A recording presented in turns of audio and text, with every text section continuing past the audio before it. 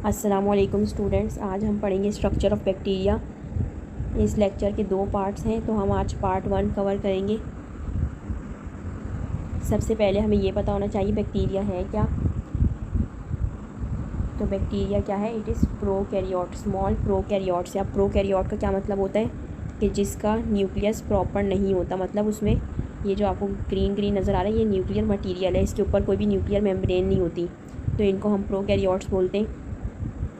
और ये क्या होता है? यूनिसेल्युलर, मतलब एक ही सेल होता है इन ऑर्गेनिजम्स का, बैक्टीरिया का। अब उनकी लेंथ लिखी हुई जो होती है 0.2 से 10 माइक्रोमीटर्स, और वेट यानी कि इनकी चौड़ाई जो होती है वो कितनी होती है? 0.2 टू 15 माइक्रोमीटर्स।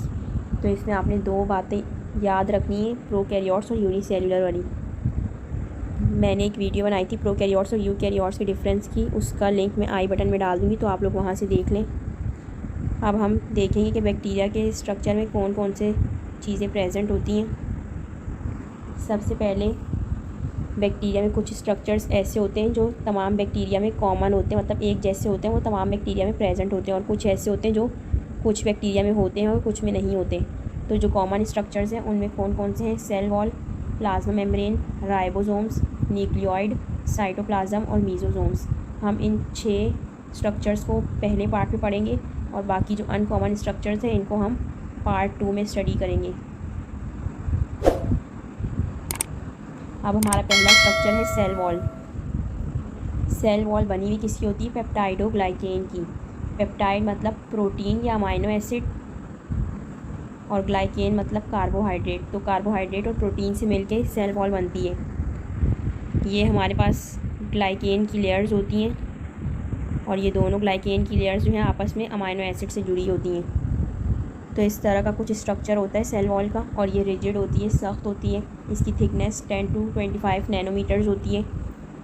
अब सेल वॉल के फंक्शंस क्या क्या हैं कि ये प्रोटेक्शन देती है बैक्टीरिया को, जो भी बाहर हार्श या रफ़ इन्वायरमेंट होता है उससे बैक्टीरिया को प्रोटेक्ट करती है। बैक्टीरिया की शेप को मेंटेन करती है। अगर सेल वॉल जो है वो इस तरह अरेंज होगी तो बैक्टीरिया किस शेप का होगा? रॉड शेप का। अगर सेल वॉल जो है सर्कुलर फॉर्म में अरेंज होगी तो बैक्टीरिया कैसा होगा? सर्कुलर, या उसको हम कॉक्साई बैक्टीरिया बोलते हैं। तो बैक्टीरिया की शेप किस पे डिपेंड करती है? सेल वॉल पे। तीसरा फंक्शन है बैक्टीरिया की सेल वॉल का कि ये उसका ऑस्मोटिक प्रेशर को मेंटेन करती है। इसको मैं आपको डायग्राम से समझाती हूँ। ये उसके स्ट्रक्चर की डायग्राम है। ये सारे हमारे पास क्या है? ग्लाइकेन है, और ये आपस में जुड़े हुए किससे? अमाइनो एसिड से। तो इस तरह बैक्टीरिया की पेप्टाइडोग्लाइकेन का पूरा स्ट्रक्चर बनता है, जो एक रिजिड स्ट्रक्चर है जिसकी वजह से बैक्टीरिया को प्रोटेक्शन मिलती है। अब इसमें मैं आपको ऑस्मोटिक प्रेशर वाला समझाती हूँ कि क्या फंक्शन होता है सेल वॉल का। अब ये नॉर्मल समझें एक बैक्टीरिया का सेल है, और ये ब्राउन कलर की उसकी ये सेल वॉल है, और ये अंदर पर्पल वाली सेल मेम्ब्रेन है।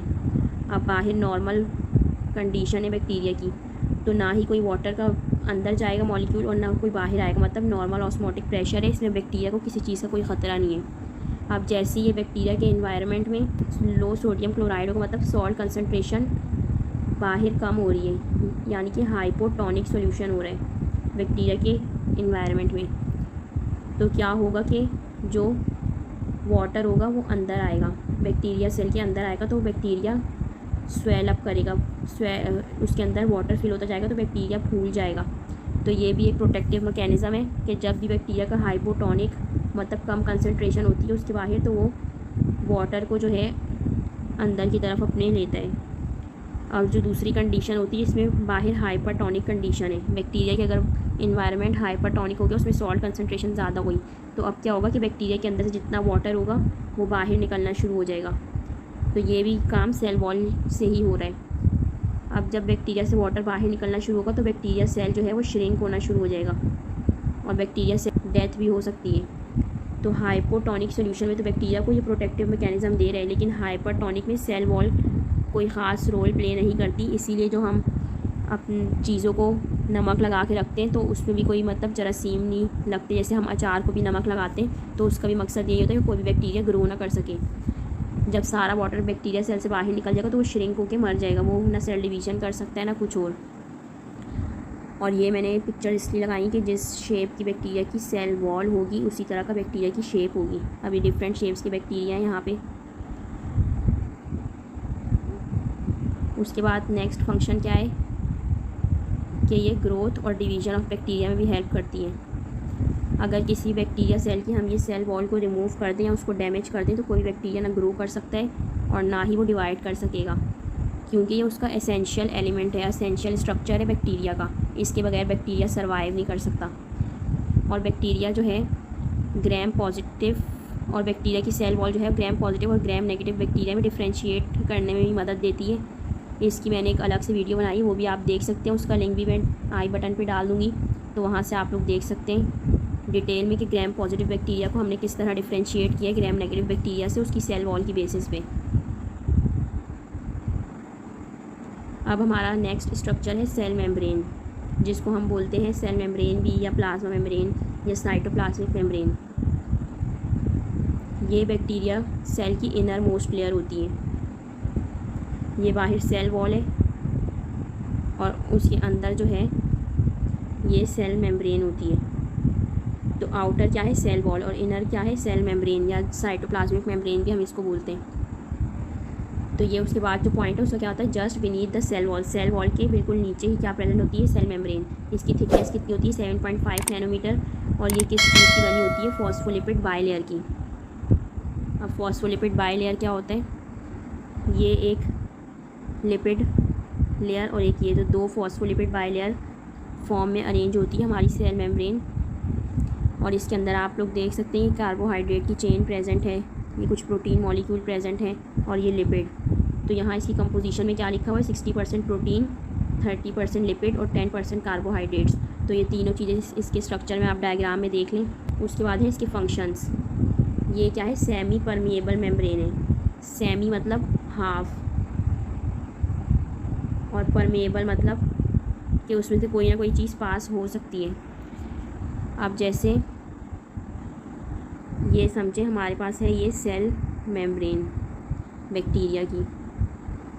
अब इस सेल मेम्ब्रेन में ये बाहर बहुत सारे मॉलिक्यूल्स हैं जिनको इसके अंदर जाना है बैक्टीरिया सेल के अंदर, लेकिन बैक्टीरिया सेल मेम्ब्रेन हर मॉलिक्यूल को या हर सब्सटेंस को अलाउ नहीं करती।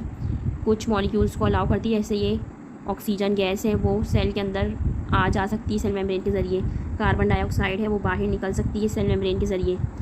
कुछ ग्लूकोज का मॉलिक्यूल है वो भी अंदर जा सकता है सेल मेम्ब्रेन के ज़रिए। तो ये सेलेक्टिव है, मतलब कि हर चीज़ इस सेल मेम्ब्रेन के अंदर नहीं जा सकती। कुछ मॉलिक्यूल्स एंटर कर सकते हैं, कुछ नहीं कर सकते। अब जिस तरह कुछ मॉलिक्यूल्स ये हैं, इसको हम एग्जाम्पल लेते हैं कि लार्ज प्रोटीन्स हैं, तो अब ये सेल के बाहर ही रहेंगी क्योंकि सेल मेम्ब्रेन इनको क्रॉस होने नहीं करती। उसके बाद इसका काम क्या है कि रेस्पायरेशन और फोटोसिंथेसिस ऑफ बैक्टीरिया में हेल्प करती है। अब ये जो सेल मेम्ब्रेन होती है इस पर कुछ एंजाइम्स स्टोर होते हैं, तो वो रेस्पायरेशन का प्रोसेस करवाते हैं और जो फोटोसिंथेटिक बैक्टीरिया होते हैं उनमें फोटोसिंथेसिस के प्रोसेस में हेल्प करते हैं। उसके बाद कुछ सेल वॉल के स्ट्रक्चर्स होते हैं जिसकी सिंथेसिस में भी सेल मेम्ब्रेन हेल्प करती है। अब है हमारा next structure ribosomes. Ribosomes small size के होते हैं, राउंडेड स्ट्रक्चर होते हैं। जैसे ही बैक्टीरिया का सेल है उसके अंदर इस तरह राइबोसोम्स रखे हुए होते हैं उसके साइटोप्लाज्म में। अब ये दो यहाँ पे डायग्राम लगाइए, एक प्रोकैरियोटिक की और एक यूकैरियोटिक राइबोसोम है। प्रोकैरियोटिक का साइज़ कितना होता है 70S और यूकैरियोटिक का 80S। तो स्मॉल साइज़ किसका हुआ प्रोकैरियोट का। तो प्रोकैरियोट का राइबोसोम स्मॉल होता है और इसका यूकैरियोट का लार्ज होता है। उसके बाद ये दो सब यूनिट्स होते हैं राइबोसोम के, एक स्मॉलर सब यूनिट और एक लार्जर सब यूनिट। तो प्रोकैरियोट का स्मॉलर सब यूनिट कितना होता है 30S का और लार्जर सब यूनिट होता है 50S का। तो जब ये दोनों कंबाइन होते हैं तो ये 70S का राइबोसोम बनाते हैं जो कंप्लीट राइबोसोम होता है। इस S का मतलब होता है स्वेडबर्ग यूनिट। ये एक यूनिट का नाम है जो ये S लिख के शो करते हैं। उसके बाद ये बताया हुआ है कि ये ग्रैन्युलर स्ट्रक्चर होते हैं राइबोसोम, जिसके अंदर प्रोटीन और DNA भी होता है। और इसका काम क्या होता है, ये प्रोटीन सिंथेसिस करवाता है राइबोसोम्स। बैक्टीरिया में जो भी प्रोटीन बननी है वो कहाँ पे बनेगी, उसके राइबोसोम में बनेगी। उसके बाद हमारा नेक्स्ट स्ट्रक्चर है न्यूक्लियर मटेरियल। अब हमने पहले भी पढ़ा था कि ये क्या है बैक्टीरिया प्रोकैरियोट्स। तो प्रोकैरियोट का मतलब है कि कोई भी न्यूक्लियर मेम्ब्रेन नहीं होगी और ना ही न्यूक्लियोलस होगा। प्रोकैरियोट में सिंपली ऐसे DNA मटेरियल जो है स्कैटर्ड हुआ होता है सर्कुलर फॉर्म में, और जिस जगह पे ये रखा हुआ होता है उस रीजन को हम क्या बोलते हैं न्यूक्लियोइड। जैसे अब ये मेरे पास एक स्पेस है और इस जगह के ऊपर अगर मैं डीएनए मटेरियल रख दूँ तो ये जो स्पेस है पर्पल कलर की, इसको मैं क्या बोलूँगी, न्यूक्लियोइड, क्योंकि ये वो जगह है जहाँ पे हमारा डीएनए मटेरियल रखा हो तो उसको हम न्यूक्लियोइड बोलते हैं। उसके बाद और ऑल द जितने भी सेल्यूलर फंक्शंस होते हैं सेल के, या जितने भी डिफरेंट स्ट्रक्चर की सिंथेसिस होती है या ग्रोथ और डिवीजन होती है, वो तमाम काम जो है वो न्यूक्लियर मटेरियल डिसाइड करता है, या न्यूक्लियर मटेरियल वो सब तमाम काम करवाता है। और जितनी भी जेनेटिक इन्फॉर्मेशन पेरेंट सेल से डॉटर सेल में ट्रांसफ़र होती है वो भी न्यूक्लियर मटेरियल का काम होता है करना। उसके बाद है साइटोप्लाज्म। अब ये आपको नज़र आ रहा होगा सारा ये जो अंदर फ्लूइड भरा हुआ है सेल मेम्ब्रेन के अंदर, वो सारा क्या है, साइटोप्लाज्म। ये कैसा होता है, विस्कस होता है, गाढ़ा, वाटरी भी होता है थोड़ा, और ग्रेन्यूलर भी होता है। ये दानेदार इसमें के स्ट्रक्चर राइबोसोम प्रेजेंट होते हैं। तो ये इसकी तीनों क्वालिटीज़ की इस वजह से इसके अंदर क्योंकि बहुत सारे अलग अलग तरह के स्ट्रक्चर्स प्रेजेंट होते हैं। और इसके इर्द गिर्द क्या होती है, प्लाज्मा मेम्ब्रेन, यानी कि सेल मेम्ब्रेन। ये साइटोप्लाज्म है, उसके इर्द गिर्द क्या है, प्लाज्मा मेम्ब्रेन। और इसके अंदर 70 to 85% वाटर होता है। अब हम इस साइटोप्लाज्म को दो पोर्शंस में डिवाइड करते हैं, एक साइटोप्लाज्मिक एरिया, एक न्यूक्लियर एरिया। ये जितना भी बाकी न्यूक्लियोइड रीजन के अलावा जितना भी एरिया है ये सारा क्या है, साइटोप्लाज्मिक एरिया। अब इसके अंदर कौन कौन से स्ट्रक्चर्स आते हैं, इसके अंदर ये मीजोसोम आ रहे हैं, और ये राइबोसोम्स छोटे छोटे आ रहे हैं, और ये एक प्लाज्मिड का स्ट्रक्चर है वो आ रहे हैं, और ग्रेन्यूल्स भी होते हैं जो कुछ बैक्टीरिया में होते हैं, और एंडोस्पोर्स, वो तमाम चीज़ें साइटोप्लाज्मिक एरिया में आती हैं। अब न्यूक्लियर एरिया कौन सा है, न्यूक्लियर एरिया सिर्फ ये वाला है जहाँ पे डीएनए मटेरियल रखा हुआ है, और उसके अलावा बाकी जितना भी एरिया है सारा साइटोप्लाज्मिक। उसके बाद नेक्स्ट स्ट्रक्चर है मीजोसोम्स। मीजोसोम्स क्या होते हैं, these are the invagination of cell membrane. अब ये बैक्टीरिया की सेल मेम्ब्रेन है, उसी की इन्वेजिनेशन जो है, उसी की इन्वेजिनेशन यानी कि ऐसे अंदर से जो एक फिंगर लाइक प्रोजेक्शन निकल रही होती है, क्या है, मीजोसोम, ये सेल मेम्ब्रेन से निकलती है। अब इसके ऊपर मैं एक सेल वॉल बना देती हूँ।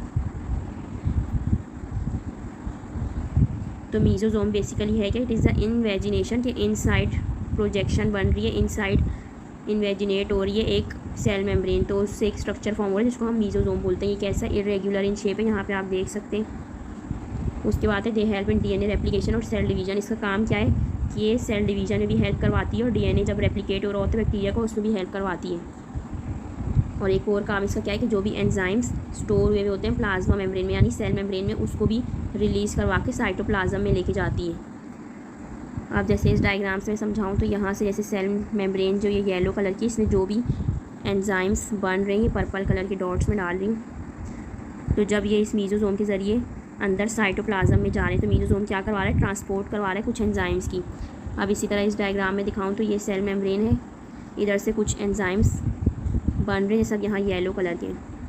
तो अब ये जब अंदर आएंगे तो ये किसके ज़रिए आ रहे हैं, मीजोसोम के ज़रिए, और फिर ये कहाँ जाएंगे, यहाँ पे हमारा साइटोप्लाज्म है उसके अंदर। तो ये ट्रांसपोर्ट का काम भी करती है, और डीएनए रेप्लिकेशन का भी, और सेल डिवीज़न का भी। अब हम बाकी स्ट्रक्चर्स जो हैं अपने नेक्स्ट पार्ट में कवर करेंगे, जो भी अनकॉमन स्ट्रक्चर्स हैं बैक्टीरिया के।